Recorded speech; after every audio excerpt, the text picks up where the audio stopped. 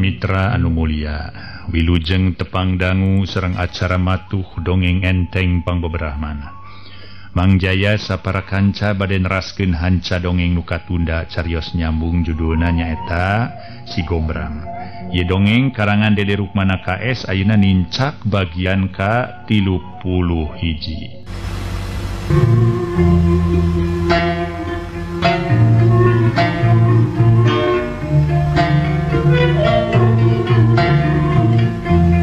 Mangsa eta Arya tumenggung geger jagat keur gempungan. Eta nyaritakeun rahayat anu keur ngabdi ka dirina, hayang mulang deui ka asalna, ari pangna diizinan ku Arya tembung geger jagat. Harita teh nyaeta, jalma-jalma rek ngusahakeun sakabeh pangisi dunya, malar daek sujud ka dirina ulah mercayakeun deui ayana ajaran anu hade. Itu karep eta jalma nu dibere panalah aku Arya tumenggung geger jagat. Nyaeta panemahan Guryang Sangkala teh. Lilati harita kadenge Arya tumenggung geger jagat kedal carita soranya lir ibaratnya na cai kerja. Wah, sakabeh rahayat kaula nu sarua pada hempak mel bayaksa. Mangka ingatkeun ku sakabeh upama laksana eta cita-cita kahayang panemahan Guryang Sangkala. Urang sakabeh baris nambahan di rahayat, ari sabab di mana si panemahan Guryang Sangkala geus ngawujud jalma, manehna baris ngalaksanakeun naon rupa cita-citana. Nyata ngajak sakabeh jalma pikeun mangeran ka kaula. Tah ku sabab kitu kula teu weleh mere kakuatan kana jasadna nu kiwari keur aya di lawang karaton kula. Sedeng apa nyaho sorangan? Lalembutan anakku kaula geus dicekel sarta kiwari keur dititah ngajaga taman. Arya tumenggung geger jagat harita bari rutret ka sakabeh rahayat anu aya di dinya. Atuh harita papatihang nagara kedal poktumanya mangarsa nyaha sakinten manehna bakal bisa deui rumingkang di alam manehna. Alam kasar sedeng kabandungan jasadna geus sakitu rugsakna. Sok sanaos dipaparin kakuatan tetep urang moal bisa mulihkeun kapenggeran kulit manehna. Dadu masar kana hal eta kumaha jalan kaluarna.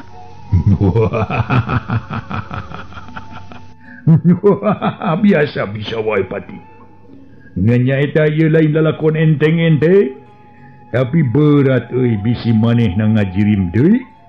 Jadi jalma biasa tapi kudu ngaliwatan jirim jalma nu lian. Dina harti manehna kudu nyorang ka saurang jalma awewe nu engkena baris ngajanggelek jadi manusia deui. Ngumaha asa teu ajan ka hartos sumangersa? Yah, belet sia. Bodoh telmi silaing mepati. Dah. Sahaya pangkat we patih tapi bodoh baliru ka bina-bina. Biasa wae patih. Carana eta lelembutan si panemahan Guryang Sangkala cenah ngencar. Sina nungguan jasad nu kiwari geus teu bisa gerak, take di mana aya jalma nu datang boh awewe boh lalaki mangka di dinya. Si panemahan Guryang Sangkala baris ngalaksanakeun paniatanana. Oh, janten gitu, berjanten atuh ari gitu Mang Gusni. Ngan kinten-kinten ka tempat urang nah bakal aya jalma nu datang gitu. Wah, andika ulah ham-ham ka tempat urang baris aya jalma nu datang. Ayeuna jung geura papakeun ku andika, tapi oma tong make jasad andika. Da jelas maranehna moal bisa nempok ka jirim andika. Ayeuna mah eueuh di jalan andika kudu miang ka alam manungsa. Papakeun eta jalma make jirim jalma biasa dina harti malih warni. Oh, janten kitu, unyuk sumanga Gusni. Rampung dawuh tutasa palamarta amis munur. Rampung dawuh katigas kantun pinara amit kula sajama pakeun eta jalma nu kiwari ngajugjug ka tempat urang Gusti. Bral patih, muga hasil pamaksudan. Teu loba pikir deui para wargi pepatih geger gunung. kebat harita lumampah ngambah ke alam manusia. Dasar siluman anu gagah sakedet geus aya di alam jalma. Sarta siluman geger gunung anu mangsa eta jirimna keur kakalayangan. Terus nyorot ka handap teu jauh ti gunung Karedong. Sanggeus mincak ke lemah, celek siluman napak saterusna jirimna ngarobah wujud. Jadi saurang jalma aki-aki nu dipalar sangkan percayaeun ka dirina. Atuh para mitra malah ceuk geger gunung mah manehna teh ngaku dukun anu purah mere pitulung ka bangsana nu keur neneangan Bang Balu. Atuh geus kitu mah geger gunung oge geus jadi jalma mamalihan terus lempang muru ka eta tempat si Bogel jeung Sari Puspa nu masih keneh lalempang. Geger gunung jalma mamalihan ngaku ngaran Aki Tulung. Hanya hari tetep para mitra Aki Tulung nyutatina ngaran sok tutulung. Geus kitu mah Aki Tulung mamalihan teh terus lempang muru ka lebak eta gunung. Sedengkeun si Bogel jeung Sari Puspa tuluy ngeureuyeuh ka tongoh. Sari Puspa awakna geus ripuh pisan. Duh, jauh keneh geuning Kang Bogel. Iraha atuh tepina nya. Sari Puspa terus nyekelan leungeun si Bogel bari ngalenghoy. Sakedeung deui ke tepi gerayu lah ulah elehan. Aduh manya pamajikan saurang jawara bat kumeok meme dipacok. Apana? Geus dipacokna lin. Sok kadinya wae. Sari Puspa najan capek tetep bagja. Sanggeus beak tanyakan kalima si Bogel jeung Sari Puspa kerung. Ari sabab ti hareupeun manehna aya saurang aki-aki keur leumpang ngajugjug ka lebah manehna. Si Bogel waspada terus nitah mundur ka Sari Puspa. Samalah dua leungeunna geus ngaragamang kana dua pusaka nyata keris nu beunang dinyokot di embada Mbah Jagara Mbah Gantarang boga nasi gombrang jeung gobang sakti mustika rajana. Ayeuna di tempat sakieu jauh tur geueumeuan bet aya jelema lian apaan sidik cenah ka dieu teh tempat teh tara aya jelema anu ngambah ari lain rek minta tutulung mah nya Kang. Nya keuneu urang kudu taki-taki sanu nyaho ya kolot lain jelema nu handap-handap ajena. Pasti kolot teh hebat lah ilmuna. Cek si Bogel bari siap pikeun nanya ka Aki Tulung. Sanggeus deukeut tetela eta Aki Tulung teh bisa meruhkeun hate si Bogel jeung Sari Puspa. Samalah lain si Bogel nu nanya tapi Aki Tulung nutpun tumanya. Uyuh si Ujang jeung si Nyai geuning rek kamarana teh. Moal salah rek ngajugjug ka pamujaan Guryang Sangkala lain. Cek Aki Tulung anu geus leuwih ti heula nyaho. Tanpa sadar duanana tuluy ngajawab. Leres ki kolot. Ngan sabalikna saha panalaki kolot jeung urang mana? Saha panalah jeung ti mana ding reka mana? Ieu mani noros dos. Lir kacang ninggang kajang nyarios teh. Kade bising bau peledos. Ari Aki katelah Aki Tulung. Nya jalana Aki mun aya jalma nu rek minta tulung ka dieu, matuh mah baheula ge di dieu. Hari tujuan lintang tirek mapageun arani kaduaan Aki teh kitu. Cek Aki Tulung bari harita teh para mitra sadaya manehanana ngaluarkeun ilmu panemu jampe pamakena. Oh jadi kitu nya. Atuh kabeneran mobok manggi gorowong. Aya jalan pikeun meuntas rek naek asa dibere taraje.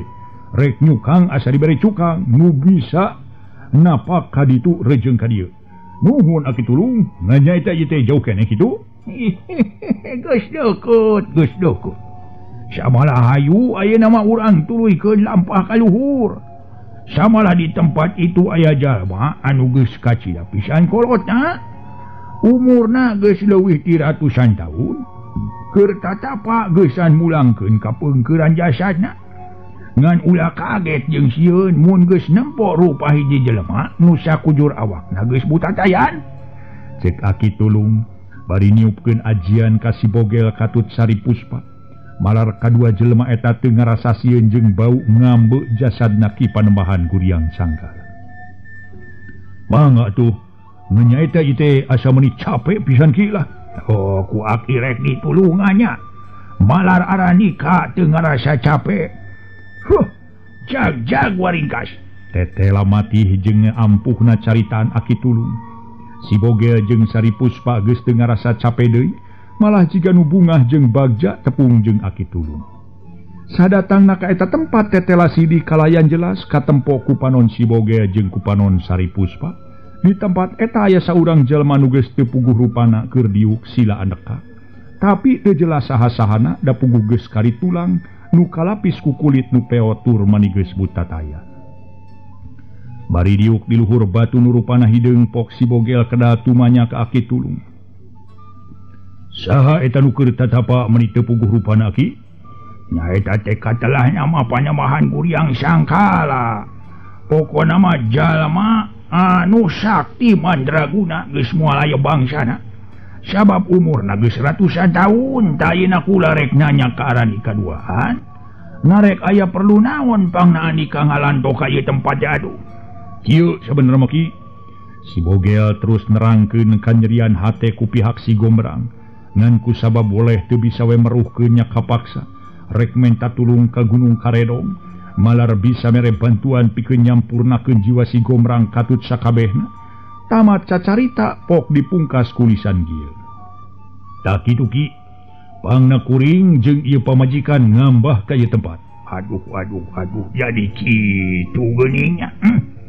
Heuh, kula baris mang nepikeun naon rupa kahayang Andika.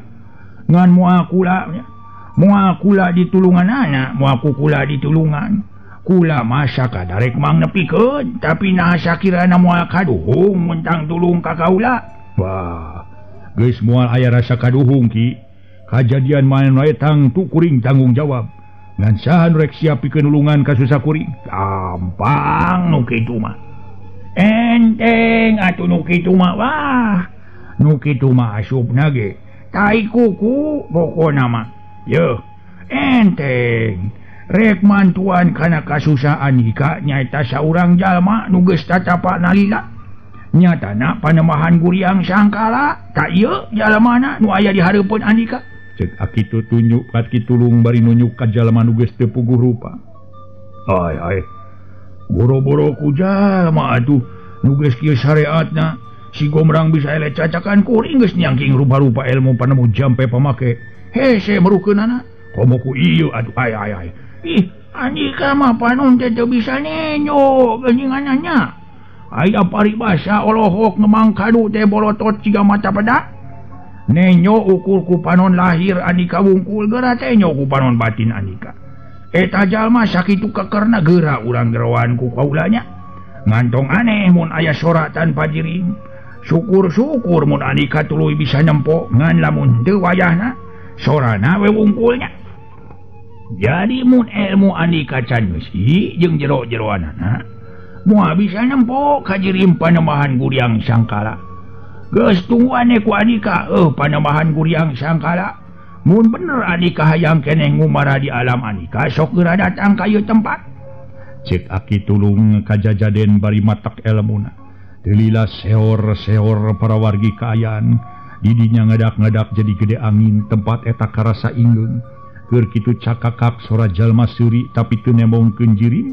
Da puguh jirimna sasat geus buta tayat. Nu kadenge iwa sorana wungkul. Aya naon Ki Tulung manggil kaula. Geura wakcakeun masing balaka. Kaula muni asa geus cangkeul balasila nu geus teu kaitung wilangan taun. Iraha kula dibebaskeun ka alam manusia. Ceuk eta sora nu kadenge ku si bogel jeung Sari Puspa.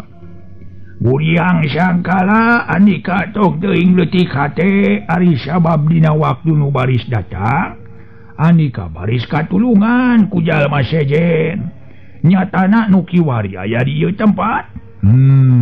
Jadi awak kaula moal lila deui di dieu nya. Dina harti bakal gancang bebas bakal dikabulkeun ku Sang Rumuhun ari tumenggung geger jagat. Bener, tapi sakumaha ceuk parentah tumenggung Arya geger jagat? Yen ngamah deui ka alam Andika dina wujud ieu geus moal bisa. Ari sabab bakal jadi kaributan pikeun pangeusi jagat luar. Tayeuna geura tanya ka ieu jelema duaan. Sarta kok masrahkeun ka Andika. Cek Aki Tulung mere kasempetan ka Panambahan Guryang Sangkala.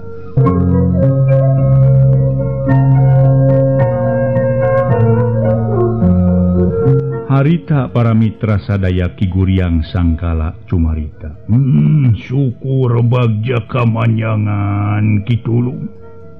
Kula geus dibere kasempatan pikeun cacarita jeung dua jalma. Kula baris tumanya ka eta jalma. Jelema, naon sababna pangna Andika rek menta tulung ka diri kula? Geura jawab, cek Panamahan Guryang sangkala kasibogel. Panamahan Guryang sangkala di mana kuring rek bisa ngajawab mun tetep Andika teu bisa nemerakeun jasad. Andika ulah kaget-kaget. Ari nu disanghareupan ku Andika duaan tayalian jasad kula. Jasad kula eta geus kieu rupa jadi jelas moal sidik saha-sahana. Ngan mun keukeuh hayang nempo jirim kula nu lemes heugeura tangah Andika kacomantara. Cek eta sora para wargi Sibogel jeung Saripuspa terus tangah. Barang tangah tetela aya sinar beureum ngalimpudan jirim saurang jalma. Ngan jelas pikeun Sibogel kiwari geus bisa nempo saha-sahana. Teu pok Panamahan Guryang sangkala kedal deui nyarita satu tasna jirim nangiles teuing ka mana. Kumaha Andika bisa nempo kana rupa jeung jirim kula bieu? Ceuk eta sora.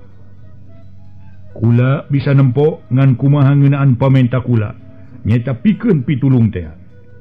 Hade eta pamenta ku kaula baris ditedunan. Tapi sabalikna kaula ge sarua menta pitulung Andika. Kaula menta tulung pikeun mulangkeun jasad kula anu geus hancur butatayan. Kula masih hayang hirup ku melenang jeung kailaharan jalma biasa. Bae pamenta Andika baris ditedunan. Nah hayang naon atuh kumah yang kumaha ditulunganana? Wah, bogel. Kula bisa ngajanggelek deui jadi jelema seperti Andika.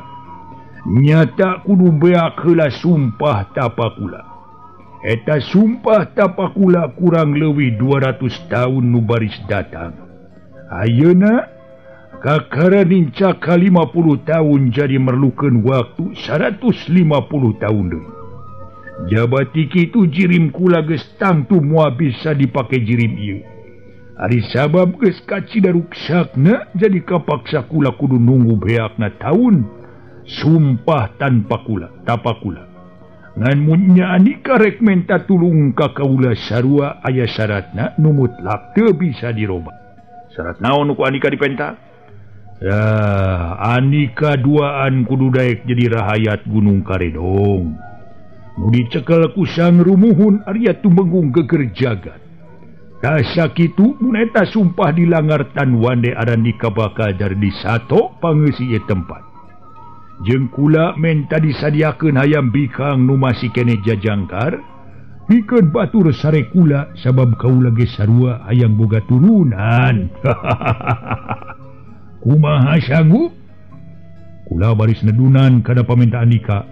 Tapi Andika wayahna kudu bisa maragatkeun jiwa si Gomrang katut sakabe turunanana. Wah. Kahayang Andika baris ditedunan. Heug ayeuna keneh Andika geura baralik hiji waktu kula baris datang dina mangsa bulan purnama dina peuting malam Jumaah nu dianggap keung ku sakabeh jalma. Kumaha kaliwon? Bener pisan. Tah ingetkeun kula geus ngedalkeun supata ka Andika lamun Andika lanca-linci luncat mulang ingkar tina tali gadang. Mangka Andika bakal jadi sato pangeusi ieu Gunung Karedong. Ayeuna mabra Andika geura marulang dina mangsa bulan purnama. Kula baris datang ka lemur Andika, mangka Andika kudu nyadiakeun hayam bikang. Panembahan Guryang sangkala harita para mitra sadaya menta tanjakan.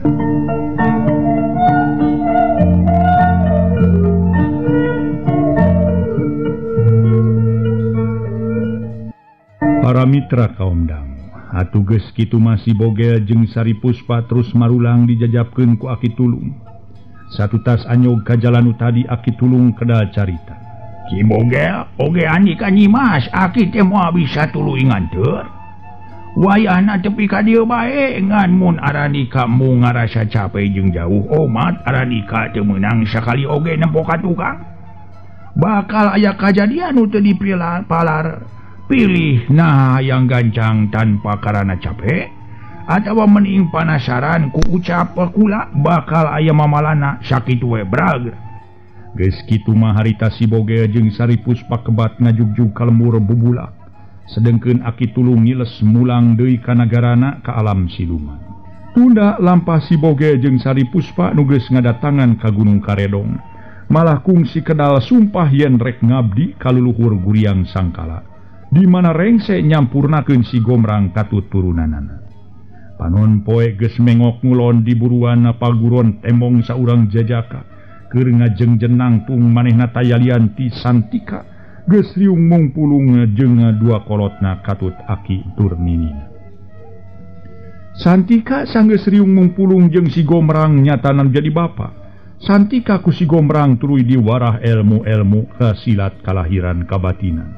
kabeh ilmu diketrukeun ka Santika ilmu jurus sorok paku jurus tik buyut cakra buana anu geus ditamplokeun ka jiwa Santika atupun kitu keneh jurus tiki jembar sarua geus dipimili ku Santika harita teh samalah kadieuna keun nama Santika geus dalit jeung saurang jalma terah ajengan anu katelah Kiai Sobar dina poe nu hade sorena ka tempat Kiai Sobar nu matuh di lembur dadaka aya saurang jajaka keur madep di hareupeun Kiai Sobar si horeng eta jajaka nu rupana kasep kabina-bina teh tayalian Santika anak si Gomrang Teulilah Kiai Sobar harita teh budina hegar tur teu weleh daria harita kedal tumanya ka Santika aya ae geuning geus nguruyung deui hidup teh daramang tuang ibu kali tuang rama sadayana kase ceuk Kiai Sobar neuteup ka murid anyarna aya berkah mama mung ayeuna teh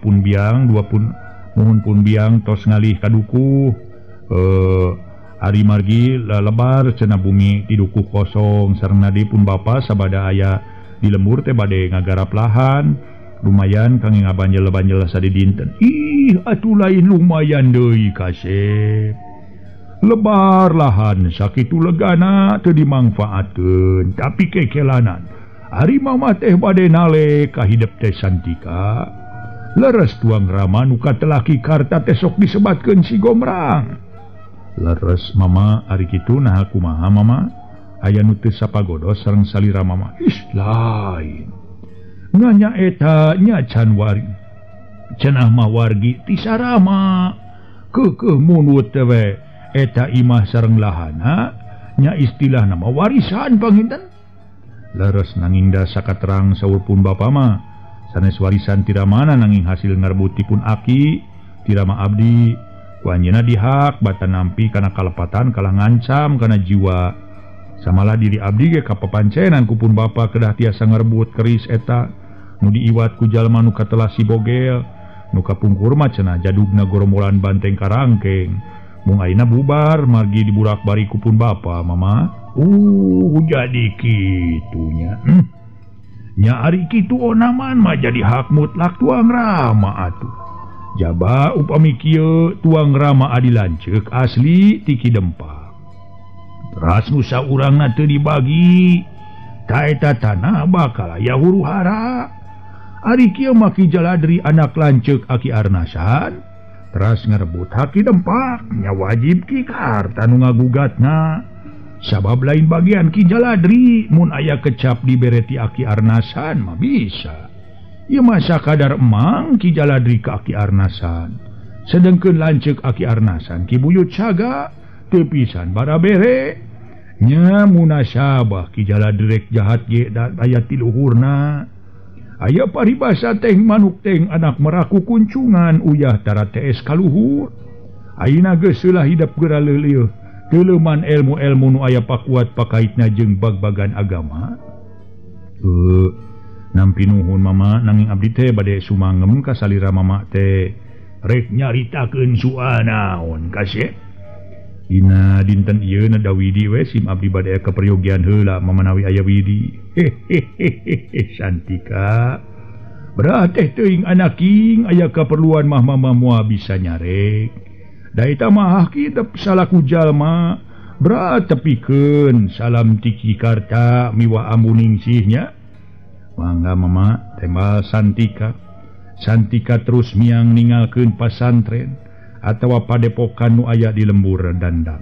Para wargi kaum dangu. Santika wedalan padepokan Dandaka. Kebat miang ngajugjug ka lembur bubulak nu maksud tajalian rek nepungan Puspita wanoja pilihanana. Caturkeun di lembur bubulak mangsa poe kasorenakeun Puspita geus lila teu panggih jeung bebeureuh. Estuning geus teu daek cicing samalah katalaga oge sapoe eta mah 3 kali. Tapi weleh Santika nu diarep-arep teh eueuh datang. Pamustunganana Puspita diuk nyorangan di tempat biasa nu kawengku ku eta talaga. Panu neuteup mayakpakna cai talaga sawangan ngai biur kamadia gantang nyipta dedegan Santika. Teu karasa bibir ipis kedal carita. Ku harianeun ari Kang Santika. Nakamana atuh betara-tara pisasari meni ngampleng sok sieun manehna ka Banang we ku wanoja lenyang. Mun kieu teh beu silaka pasini hamo ngajadi. Duh Kang Santika. Hapte abdi moal tiasa disisilihan deui ku nulian Kang. Wios ajal pati tibatan abdi kedah pisah sareng salira engkang. Kitu ceuk gerentosna hate Puspita. Puspita rumahuh teu kanyahoan saurang jajaka keur di dago eta estuning keur ngajengjen. Nangtung satu kangen diri Puspita. Atuh harita tuluy nyarita. Mitanginas. Cek eta sora puguh Puspita kuat ka ngarenjang. Tuluy ngaliuk siak terjajantung ngadak-ngadak mota. Namanya ka dieu sanes teu emut ka abdi Kang. Puspita terus ngalieu serab ku paneuteub Santika. Ampunten atuh Ita. Engkang sanes ngalalaworakeun kana eusining manah salira nanging engkang teh bingah ku ayana tos tepang sareng pun bapa nu asli. Oh kitu. Nya saha atuh sareng panalatuang rama anu salira Kang Santika teh? Puspita neuteup ka Santika paneuteub nu menta jawaban. Ari katelah nama Ki Kaharta. Oh Ki Kaharta. Atuh abdi ngiring bingah nya Kang nya panginten moal keung teuing cara abdinya. Kita cek Santika bari ngusapan buuk Puspita kalai harita teh kalayan pinuh rasa deudeuh Puspita ngareret deet bisa ngendagkeun jajantung Santika. Kah bade naon Kang? Ye masa upaminya saupami hubungan urang teu disatujuan ku sepuh anjeun alatan tina naon we masalah namanaha salira bakal kumaha. Kang Santika mah bet nyarios kitu. Naon margina sareng tujuan anak Kang? Puspita ratug hatena. Ieu sanes naon kita nanging Kang ge nenangkeun sareng nangtremkeun hate Kang. Ngara engke di mana Kang Santika manaka susah moal hese ngemutanana kitu. Kang abdi mah teh aya dipilihan Kang saupami dua kolot abdi teu nya tujuan kana lumangsungna hubungan abdi sareng engkang. Pikeun abdi mah sesah Kang ngadugikeunana. Duh Kang Santika.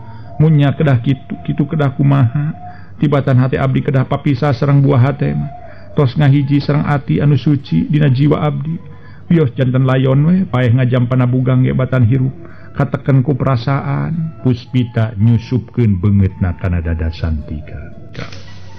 Kacida lepatna Ita upami eta jalan anu salira diangge nya hirup huripna jalma gumantung kana dirina sorangan tetep teu leupas tina takdir tinu Maha Kawasa nu murbeng alam. Mun urang usaha tangtu bakal aya hasilna, mun urang cicing tangtu moal datang ku sorangan. Dina harti urang neang tarekah geusan ngudag jeung cita-cita urang sangkan laksana sapaneja cek Santika. Ari tosna kedah kumaha tukang? Nanging parandene kitu, ieu masa upami pun bapa aya dina lepat eta kelepatan teras kedah dilaksanakeun ku abdi. Abdi menolak panginten moal dosa ngalawan ka kolot margi kolot tabat miwarang kana jalan salah. Kan tenang upami tuang rama ninitah kana jalan nu teu dipirido ku Gusti turu kurahayat sakumna memang kedah dicegah. Tumut sotenan kanu janten kolot ari leres sajeunga ieu naon teh aturanana ari lepat mah ulah sabab bakal aya akibatna. Sanes ayeuna engkang sejatu maros ka salira itanya. Santika mengkolkeun jejer obrolan. Naroskeun perkawis naon Kang? Dupi tuang rama nami nu salaresna saha? Bade naon kitu? Sanes badena naon atuh saorana we piminantueun teu terang jenengan rama atanapi pimertuaeun. ngasakinten moal naon-naon saupami ku abdi ditacarioskeun. Aya naon atuh cek Santika. Puspita tanpa sadar jeung teu curiga tuluy nyaritakeun ngaran bapana. Upami Kang Santika hoyong terang jenengan pun bapa, anjeunna teh ngangkeun jenengan mah saur mamah Ki Bogel, nami kapungkurna mah Ki Randu kitu. Barang Santika ngadenge eta panelah Santika ngorejat kaget.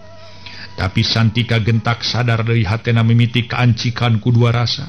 Rasa geuleuh jeung cecep ka Puspita sapeda anak Ki Bogel. Tapi Santika ngerasanya jeung berat peda Puspita geus jadi bebenena. Rasanya jeung geuleuh hese pisan ngagambarkeun ku carita. Sakedapan Santika ngahuleng. Hari sababangna dirina aya di tempat Nini Cantini teh gara-gara si Bogel. Hari pek ayeuna tetela bingung jeung baluweung hate Santika, kitu kumaha kieu kumaha. Antukna jadi ngahuleng. Puspita kaget terus kedah tumanya. Kunaon ngahuleng Kang? Cek Puspita kaget. Santika reuwas gentak malika Puspita bari teu nemongkeun rasa kagiruh, teu lilapok kedah carita. Di antara urang memang eueuh naon-naon ayeuna engkang sejawab cabalaka ka ita. Nuhun upami kersa sahate sareng engkang, upami henteu nya teu janten emutan. Kieu ita. Salira tangtos bakareuwas ari sabab engkang teh sajamukakeun kartu nu saleresna. Dupi maksadna? Puspita neuteup kaget di barung ku rasa ratug dagdigdug. Maksad teh kieu ita. Tadi engkang naroskeun upami aya kajantenan, samalah sabios kolot urang teu satuju ita moal atos milih jalan kitu. Tayeuna da urang yakin teu nyaho naon-naonkeun perkara nu atos mah ton janten emutan. Da eta mah kalakuan kolot urang. Muga urang mantongnya. Kang Santika abdi mah teu ngartos. Naon anu bade didugikeun ka abdi teh Kang? Puspita harita teh para mitra sadaya semu heran. Ita di antara urang teh nyatana duh ita kedah kumaha urang teh nya. Santika nangkep ka Puspita pon kitu di Puspita sarua males tangkepan Santika. Naon bade didugikeun ku Kang Santika? Mangga saya wakca balakakeun Kang. Ita tos siap nampi naon bae oge. Ita di antara urang teh tayalian dua musuh bubuyutan tapi pikeun engkang maes tuning caang bulan 14. Teu aya hate geuneuk maleuk-meuk sok sumawona hayang males mah ita. Musuh teh musuh kumaha Kang Santika? Tong sok heureuy Ita mugi sing sargep Kang Santika bade ngadedarkeun lalakon engkang. Dikawit pun aki tugrugi kapun bapa teras nema ka engkang kieu geurayeun. Santika geus teh hese deui barabat Santika ngaguar lalampahan Ki Jaladri nu ngabaruntakeun rumah tangga akina nyaeta Ki Dempa. Terus atuh dituluykeun ku kajahatan si Bogel nu ngakalakeun nu jadi bapana nu telah si Gomrang. Saterusna dirina ngalaman leleuweungan lantaran keur orok dibalangkeun ku anak buahna si Bogel. Tamat nyarita kitu pok dipungkas kulisan kieu. Tah kitu ita. Nanging omat engkang henteu gaduh emutan ngewa ka pihak tuang rama. Henteu estuning caang bulan 14 bersih jalan sasapuan. Cek Santika. Puspita barang ngadenge kecap kitu gauk teh Puspita ceurik. Ninghak ari ras kana peta jeung talajak nu jadi bapa. Memang pikeun Puspita teu nyahoeun tapi saeutik gedena Puspita tetep ngarasa era ku Santika. Nu sakitunya jeung deudeuhna ka dirina. Kang Santika, kedah kumaha atuh ari diri abdi Kang? Mugi ulah nyangkut paut diri abdi nu teu terang mimitina Kang Santika. Geura canak diri abdi kanu tebih Kang. Abdi bade ngiring ka mana-mana oge. Puspita beuki terus pageuh ngarangkul kana dada jeung cangkeng Santika. Santika muwu bingung tapi dasar Santika kiwari wedalan padepokan dan daka. Murid anyar Kiai Sobar terus Santika kedah jawaban.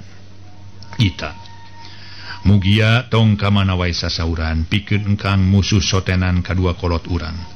Tapi apan urang mah teu aya kasalahan. Pokona mah anu tikiwari urang kudu diemutan. Nyata kumaha carana malar dua kolot urang teu jadi mumusuhan. Terus terang pun bapa okalipun biang upami tuang rama Ki Boga tetep hoyong bumi sareng lahan bakal dipasrahkeun sadayana. Nanging pun bapa mundut kedah kumaha carana ari anu mundut sakitu. Aduh abdi teh bingung Kang Santika. Kang Santika kedah kumaha diri abdi bingung. Kitu bingung kieu bingung Kang, nanging ari Kang Santika bade ikhlas ngantunkeun abdi mah peda abdi anak urang nu jahat mangga we Kang bade ngututkeun diri abdi oge bios teu kedah ngemutan nasib nu baris kajantenan ka diri abdi Kang. Puspita nginghak dina sangkehan awak ka Santika. Ita cungcunan kalbu buah hate tarate hate Kang Santika malati ati nu salila tetep ngait ka salira.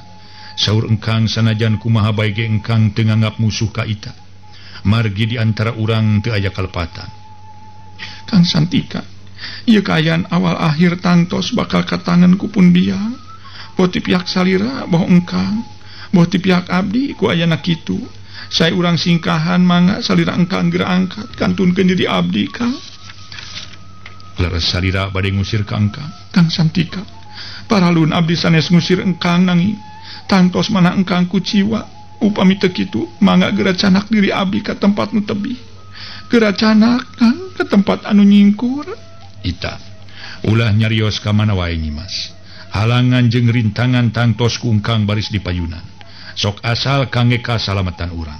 Kitu pamadegan Santika. Menang sajongjongan mah ceurikna Puspita eureun iwati sisimakeun we masih keneh aya.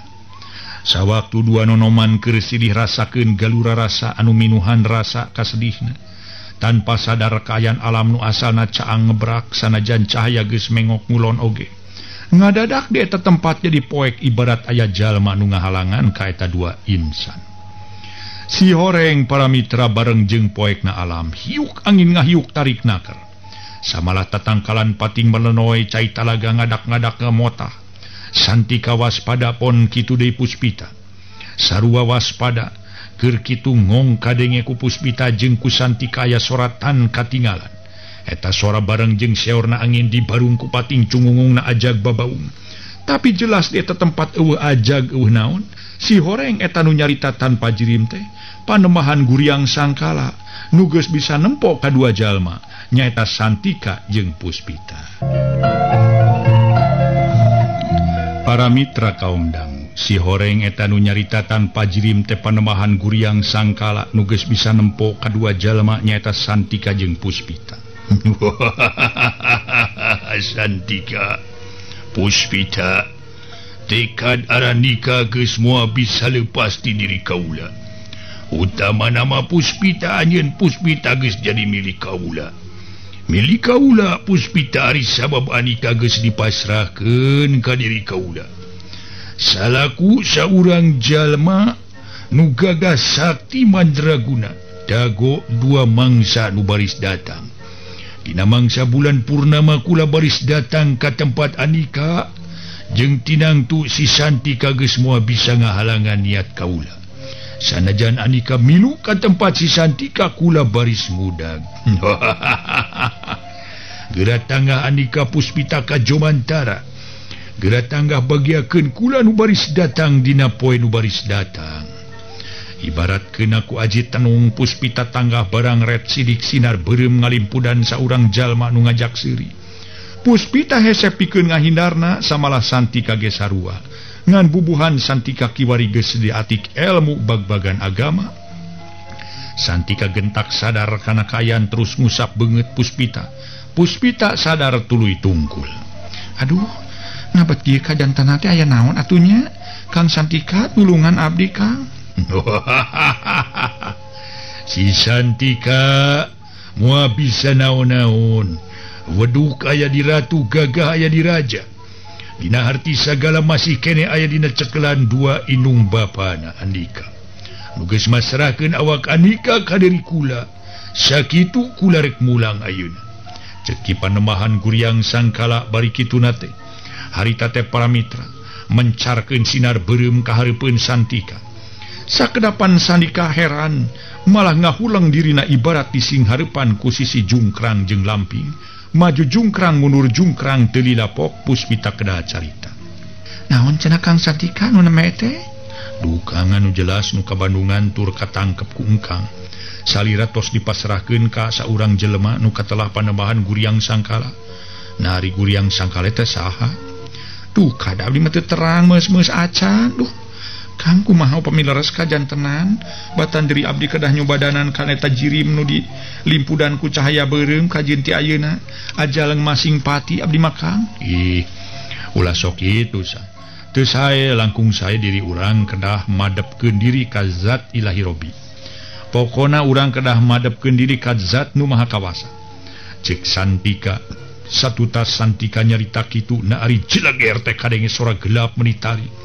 Bareng jeung gelegerna sora gelap kayan alam nu tadi poe kiwari balik deui ka asal.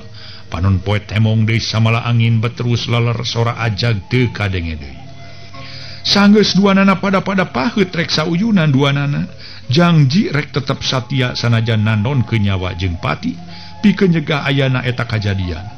Geus kitu mah Santika terus amitan ka Puspita, samala Santika memeh balik ngajajapkeun heula nepi ka buruan imah Puspita.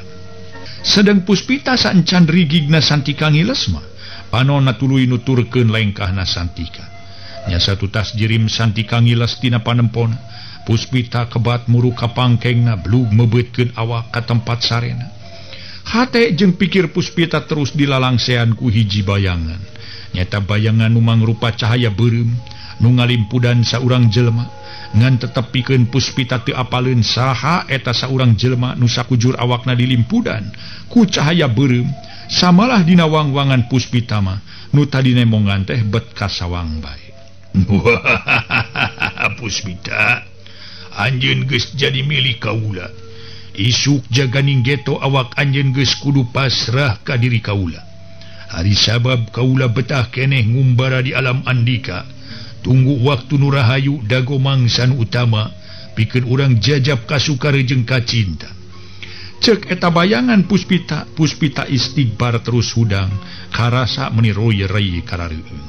Aduh, nanaon atuh nu geus dijalankeun ku dua kolot aing?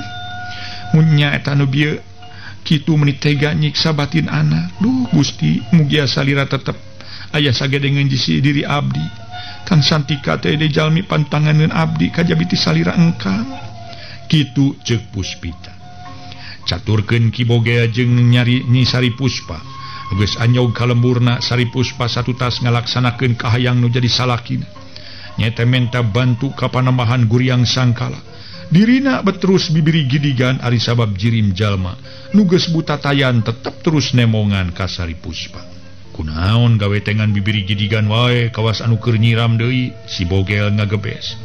Sanes kitu Kang nanging ieu panon estuning teu bisa poho ka jirim jelema nu butatayan teh. Ih, katempona kalah ka jiga anu ngajak seuri. Sok ka mana karep ai sagala-gala teh. Percaya urang moal lieur teuing je mikiran diri si Gombrang kusabab sakedeung deui nyawa si Gombrang baris paeh, cek si Bogel. Anyog ka imah pas waktu nunjukeun jam 7 peuting. Ki Boga terus reureuh sedengkeun Sari Puspa memeh ngareureuhkeun ka cape teh. Tuluy ngalongok heula Puspita. Tetela Puspita geus sare siga nu tas sarua nyenyabaan. Ki Boga anu sasarina sok hayang sare, sarejeung jeung Sari Puspa peuting eta mah teuing kunaon. Sari Puspa teh ngalendean ka si Boga tapi teu dipirosea. Teuing cape teuing kumaha. Nya akhirna Sari Puspa terus sare kusabab tas nyenyabaan jauh. Henteu karasa ari dug ari tuluy tibra. Kayaan mimiti poek papaes peuting geus mimiti disarada kayaning jangkrik cicir ciang-ciang jeung sajabana. Beuki peuting karasana asa beuki keueung, samalah angin nyeor ditema ku ajag nu babaung. Keur kitu berai panto jandela pangkeng nu keur disarean ku Sari Puspa, ngadak-ngadak muka teuing saha nu mukana. Samalah pikeun sakitu kalina, Sari Puspa beteu ngarti dirina anu sakitu capek jeung tuluh. Bet ngadarak jag-jag deui jeung teu ngarasa capek jeung tuluh. Red Sari Puspa ka salakina tetela Ki Bogel mah estuning tibra na kersarena. Red Sari Puspa kana janela gebeng Sari Puspa ngarenyag sabab kaget janela bet muka.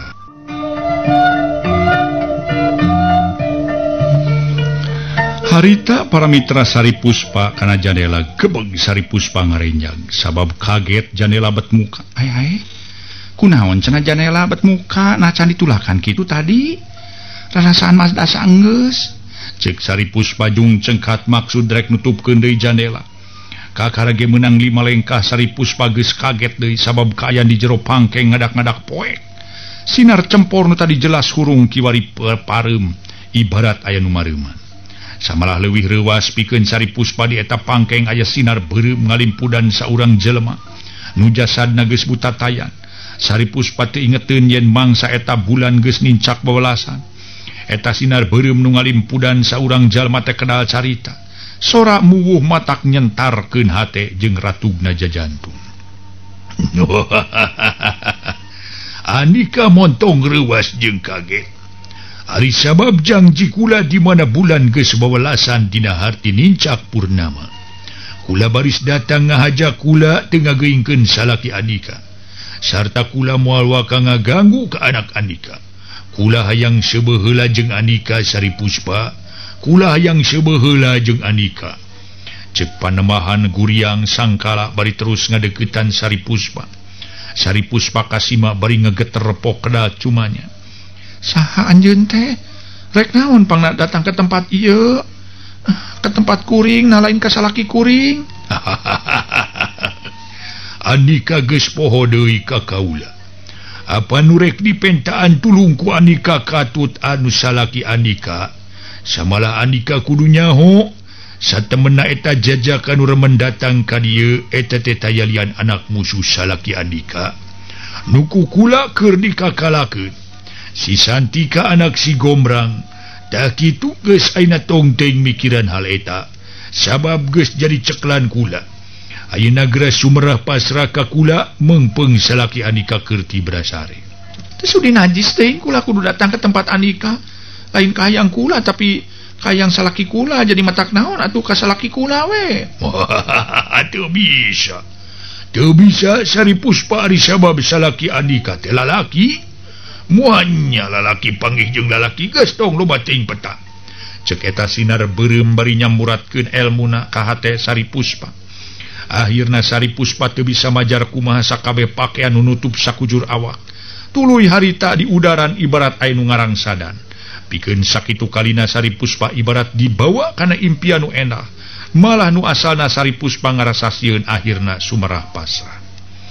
Sari Puspa para mitra kalebuh dina dunya kasugemaan jeung makhluk nu ngajirim sinar beureum. Sari Puspa ibarat keuna ku elmu panyirep bae.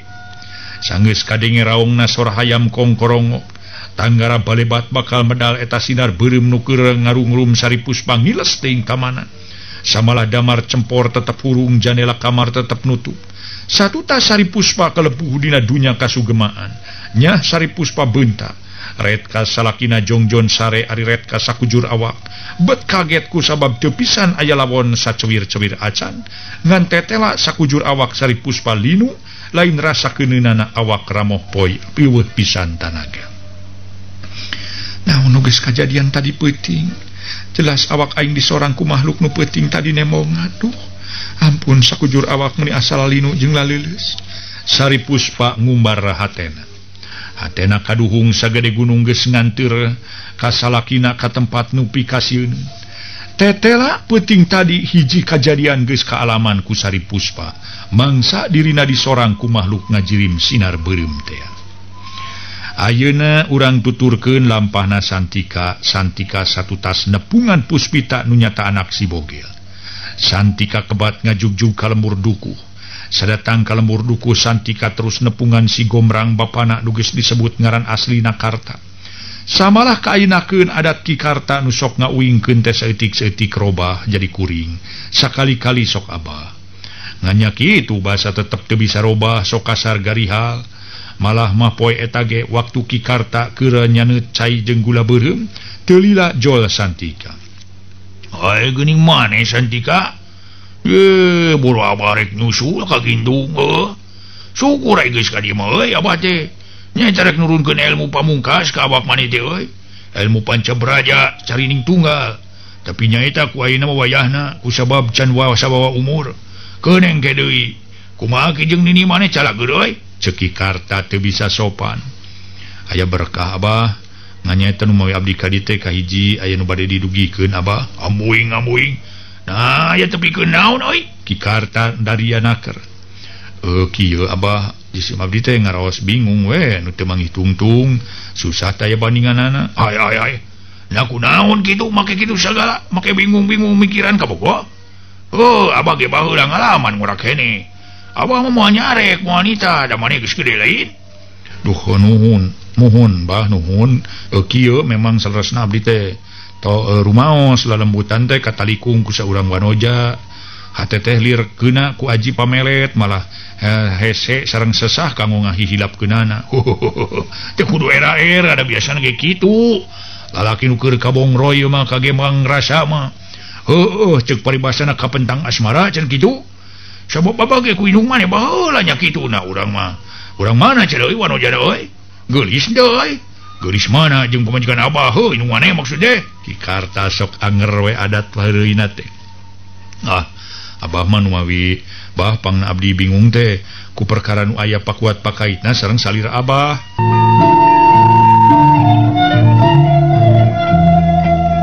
Ngadenge caritan anakna yen kabogoh anakna aya sangkut paut jeung manehna atuh harita karta alias si Gombrang nyarita. Nah beuti sangkut pautkeun ieu abah. Aya naon atuh cingceung abah mah teu ngarti ye. Ieu bah eta istri tetep mitresna ka abdi teh ngaranna Puspita anjeunna matuna di lemur bubulak. Ari kitu. Pangna nyabit ka abah teh naon? Bogoheun ka abah teh kumaha teh? Sanes kadinya maksana bah nanging santika teu kebat tapi kalah terus tungkul. Ki karta nempon jadi anak beterus ngahulang pok tumanya. Nah euy beterus ngahulang jiga mikiran naon atuh maneh teh? Cing caritakeun ka abah aya wanoja nahan nolak. Mun nolakeun tong sieun-sieun ku abah dipangmeletkeun. Hayang eta jampe pamelet bongon menumpuk. Hayang si kalong hideung aya, si jaran guyang komplit. Hayang pokona mah lah jampe pelet model kumaha ge aya di abah mah. Sok hayang pokona mah eta teh. Ati pokona mah nya yeuh pelet numpuk, ati picis, ati keris, ati kole, ati carakan, leueur kunang iteuk hayang dahar kudu kunang kanung. Aduh. Kunaon cing kunaon euy. Ieu bah. Istri teh sanes nulian pikeun abah mah dina hartosna, sanes nulian ka istri nanging karamana kitu. Nu dimaksud teh anak Ki Cakra Dewa atawa Ki dina ringul atawa naon atuh susah karibu prunga atuh naon susahna jeung manehna mah atuh der-der atuh kali mana ha. Mawi sanes bah santika teu kebat sabab can wani rek ngabatuskeun Rusia. Heuna anak saha atuh nulian teh? Karta jadi penasaran. Puterna Ki Bogel bah cek santika terus tungkul. Ngadenge eta kecap Ki Bogel karta kuat kaluncat tina tempat diuk. Hah? Saha? Dedengan anak si Bogel. Si Bogel nu ngamusuh ka abah. Aduh, nanti iraha tuh bobogohan teh euy. Kuat ka teu apal ka anak nu jalma jahat. Ki karta molotot kaget. Dalah ningsih anu keur hari kaprak-keprek di dapur milu nyampeurkeun. Kumaha santika dedengan teh hidup rerejengan jeung wanoja anak si Bogel? Leres mah nanging sakawitna mah sakedik oge abdi teh teu nyangki nanging kaayeunakeun sabada terang.